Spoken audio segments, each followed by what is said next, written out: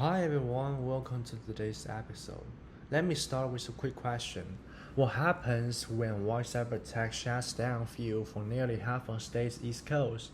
In this podcast, we're diving into the Colonial pipeline ransomware attack, what exactly happened, how it happened, and most importantly, what we can learn from it. We will also take a quick look at a more recent case for Japan Airlines, where cyber disruption affected passengers directly. We will break everything into five parts: what happened at Colonial Pipeline, how the hackers pulled it off, the impact across society, the key lessons and insights, and one case study from Japan Airlines. Let's begin with what happened. On May 7, 2021, Colonial Pipeline, the largest fuel pipeline operator in the state, was hit by a ransomware attack. The hacker group, again called DarkSide, they are known for offering ransomware as a service to others.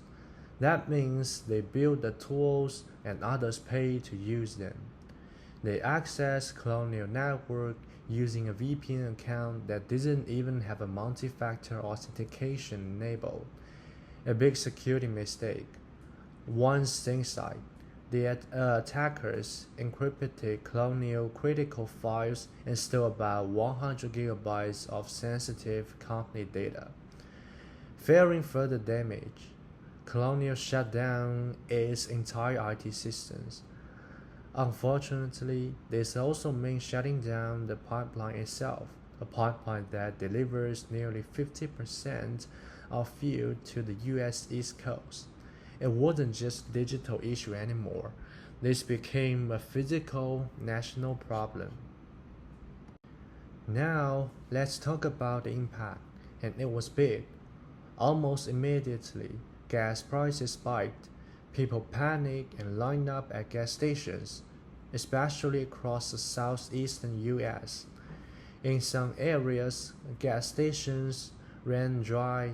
17 states declared a state of emergency. Major airlines and logistics companies had to adjust schedules due to fuel shortages. Business saw shipment delays.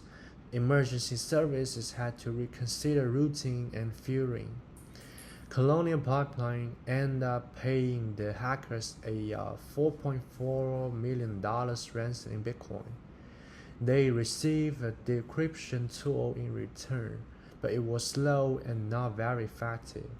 This attack revealed how dependent we are on critical infrastructure and how quickly a cyber attack can move from digital disruption to physical crisis. Even President Biden spoke publicly about the attack and emphasized the importance of protecting national infrastructure. So, what did we learn from this attack? First, weak identity and access management can lead to disaster. If Colonial had used stronger access controls like multi-factor authentication, the VPN account likely wouldn't have been compromised so easily. This directly related to what we covered in Module 2. IAM is the critical foundation in cybersecurity. Second, the company wasn't prepared to respond effectively. There wasn't a clear backup system or segmented network structure. No documented disaster recovery process was visible. This mirrors insight from the HBR reading. Many boards focus too much on preventing attacks and not enough on resilience, how to respond and recover. Third, paying the ransom doesn't guarantee results. It brings up ethical concerns, sends a wrong message to attackers, and in this case, doesn't fully solve the problem. These lessons highlight the broader truth. Cybersecurity isn't just about building a wall, it's about building a plan for when the wall is breached. Now, let's fast forward to a more recent event. In a different sector, on December 26, 2024, Japan Airlines experienced a cyber attack that caused disruptions during the peak holiday travel season. This was the DDoS attack, short for Distributed Denial of Service.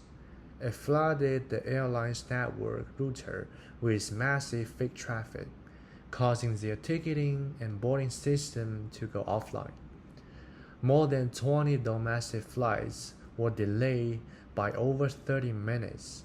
Same-day ticket sales had to be suspended. Thankfully, there was no data breach and no risk to flight safety. Japan Airlines responded by isolating the affected router and restoring service within a few hours.